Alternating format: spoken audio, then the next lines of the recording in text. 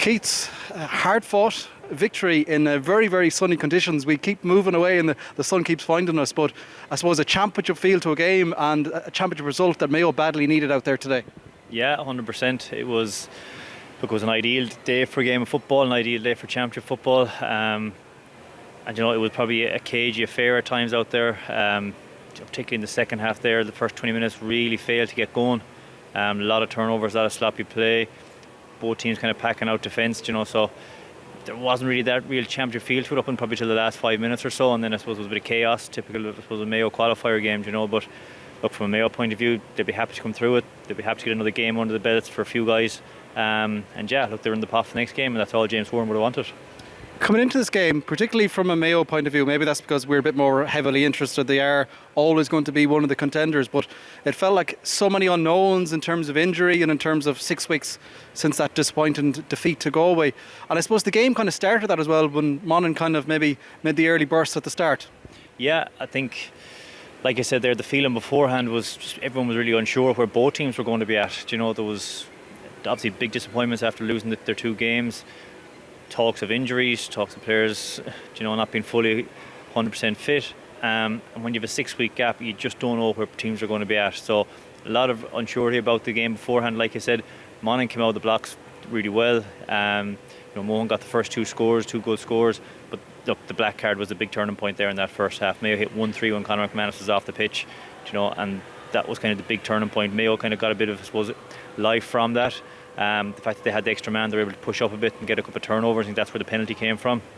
So like I said, that was a huge turning point. I think still probably Mayo should have gone in a bit more at half time. There's only 3 in it, only for Jack McCarron keeping Monaghan in touch. They probably should have been maybe 4 or 5 up at half time.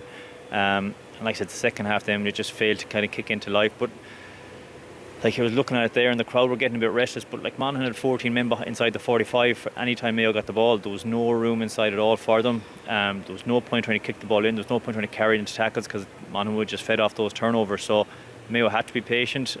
When they were staying 2 or 3 points ahead, that's all they wanted. And then once Monaghan started to come out a bit for the last 15 minutes, Mayo were able to go 5 up. Now look, the last 2 or 3 minutes there, James won't be happy one bit with that, and the players won't be happy with that. And they rolled their luck a small bit there. Like you have to say, it probably was a penalty. Yeah, look, you don't want to be too critical of referees. Look, the old cliche, the hardest task on it, and they only get to see it once and have to make a split-second decision. But I suppose from speaking to both managers afterwards, it was telling that they both referenced those 3 decisions. The black card, which, as you said, Mayo got 1-3 from, the penalty, and then the one at the end that was a potentially looked like, from first view, and it looked like a pretty clear penalty to Monaghan at the end. Obviously, you had to watch it back, but those 3 moments in a game this tight, I suppose, let's put it this way, they went Mayo's way today.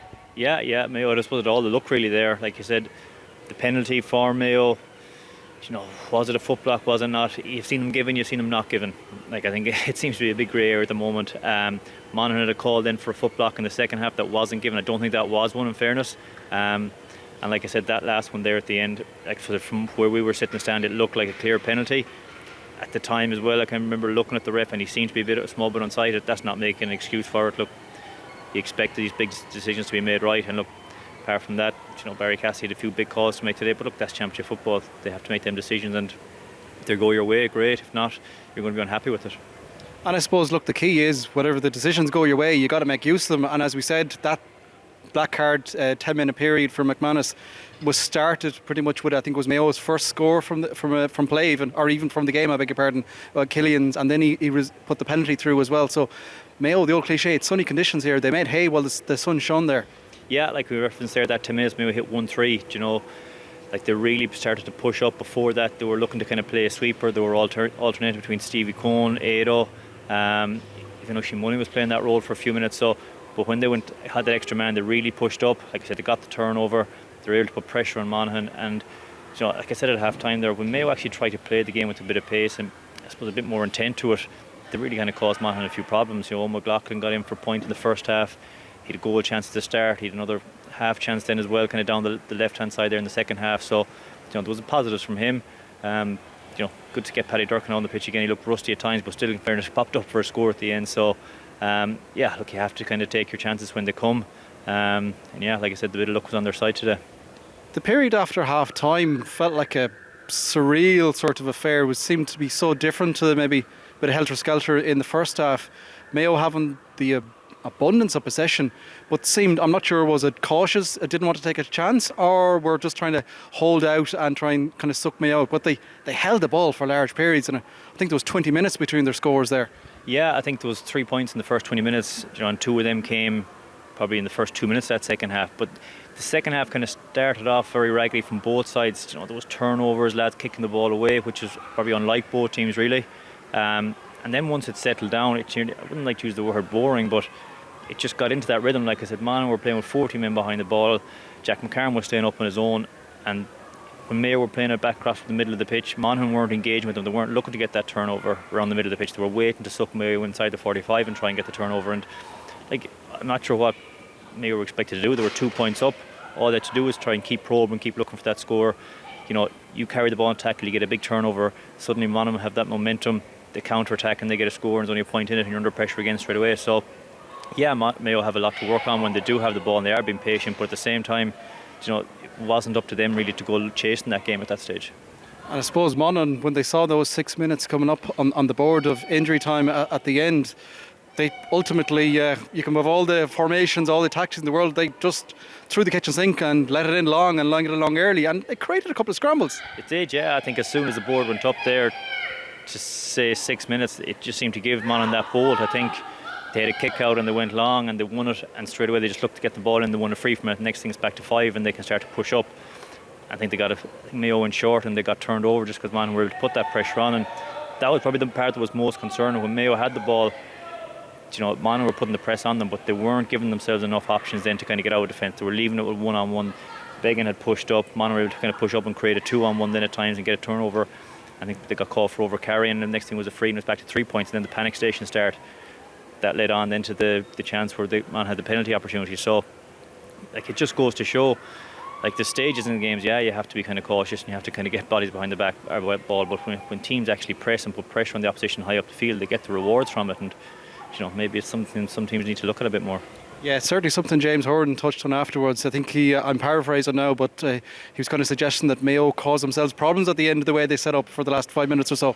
Yeah, they did, and when you're 3 up and you're in tough minutes to go, do you just boot the kickouts long and make it a 50-50, or do you go short and retain possession? But that's what they were doing. But it's not that the guy on the ball did anything really wrong. He'd no options. Monaghan were able to double up, but he had no out ball. There was no one really showing hard to support him, and when that's on, you start kind of getting a bit nervous on the ball, and the pressure comes on, and next thing the crowd gets behind, and the decisions go against you. So yeah, like I said, it's not something new for this Mayo team. I think it's something they have to work on. It'll be referenced. I suppose it remains to be seen whether they do improve on it. But like I said, when teams push up, they get the rewards from it. And talk about bizarre scenes at the end for that decision. I think everyone was up on their feet, both Mayo and Monaghan players. It was one of those kind of what the hell is going to happen here sort of moments. Yeah, as soon as the player went down, I think everyone was just looking at the ref to see what way he was going to go with it. Like I said, from our vantage point, it looked like a penalty. Like I said, there's not much else he can say in it. I'm sure the Monaghan boys will be raging at it. I'm sure Barry has probably got a bit of a hard time coming off the pitch there as well. But like I said, if he couldn't see it, he couldn't give it. But yeah, from Mayo point of view, all you can say is they rolled their luck. Yeah, I think James said he would take it as well when it came to the penalty. But it wouldn't be a Mayo game in the qualifiers without that little bit of a scare. It was a huge crowd in here in the sun again. Yeah, I'm just surprised we didn't put it to extra time again as we've done before. But look, they got the win. That's the main thing. First round qualifiers, they're never going to be pretty, especially when you've had such a long gap between games. You just want to get the win, get it, try and get a bit of momentum, and it's amazing what can happen. So yeah, look, they're in the pot Monday morning. Yeah, they'll be referencing looking to get a performance, but at the end of the day, the win is all that matters. Absolutely. And look, you've been on this road before. How difficult is it now? Will it nearly suit Mayo an advantage that it's next week again they will be playing and almost don't have time to think about it? You have to just get ready for whoever you get drawn out on Monday morning. Yeah, I think you go back to 2017. I know it's 5 or 6 years ago now at this stage, but it kind of suited us that it was week on week. There's very little you can do during the week in terms of training wise. It's more so preparation in terms of getting your homework done on the opposition and what way you want to play, get your recovery, make sure the injuries are cleared up. It's there's very, very little you can actually do on the field. It's just more so mental, and like I said, from a Mayo point of view, it might suit them now that if they get a couple of games week on week, find themselves back in a quarter final again, bit of momentum behind you. It's a cliche, but momentum can go an awful long way. Yeah, and particularly lastly on that draw on Monday, the way it's kind of split now, and we have, I suppose, with the greatest respect, maybe some of that buffer zone isn't there anymore because of the Tailteann Cup. But now, I don't think anybody's really wanted to be facing Mayo on Monday morning. They won't want to be seeing the Mayo letters come out. Yeah, you'd hope so. I suppose from a Mayo point of view, again, I think they'll be just keen that they'll take whoever gets drawn out, and that's no disrespect to any team, but they're not going to be looking at it hoping they get one team over another team. It's just a matter of whatever comes out, they'll go at it. And I think from a Mayo point of view, they've nearly kind of given their best performances when they just go at it, throw off the shackles and go right at this thing. I mean, we've seen even last year a stage in the Connacht final and the semi-final against Dublin when they did sit back and they kind of played with that, I suppose, maybe risk-averse game, whatever you want to call it, that they did struggle. But when they came out in the second half of them games and they went at it and they brought a load of pace to it, turned the game into a bit of chaos at times, that's when they're at their best. So, I think if Mayo can kind of get on that run again, like I said, get that momentum behind them, who knows, anything's possible. Could be a long year for the red and green yet. Fingers crossed.